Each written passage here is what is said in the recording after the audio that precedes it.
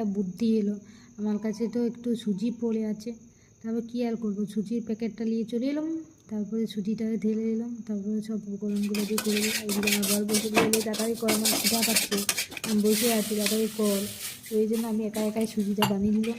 ফটফট করে সব কিছু উপকরণ দিয়ে, জল দিয়ে, দুধ দিয়ে একটু লেলে নেবে ভালো করে, মানে একটু জলা থেকে দেবে ভালো করে লেলে নেওয়ার পরে তুমি একটু চিনি দিয়ে দিলে, একটু চিনি দিয়ে দিলে কি সুন্দর একটা স্বাদ আসবে।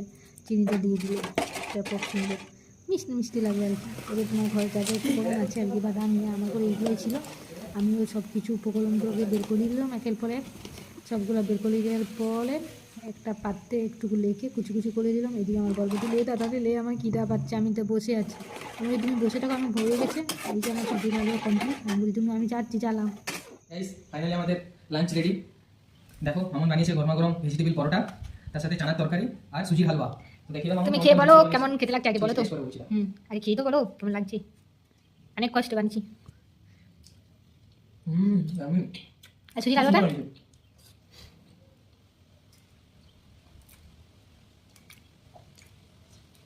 কি সুন্দর মিষ্টি মিষ্টি হয়েছে। তোমরাও খাবে। টাটা বাই বাই, আমরা এবার লাঞ্চ কমপ্লিট করি আর তোমরাও Bye bye. খেয়ে নাও।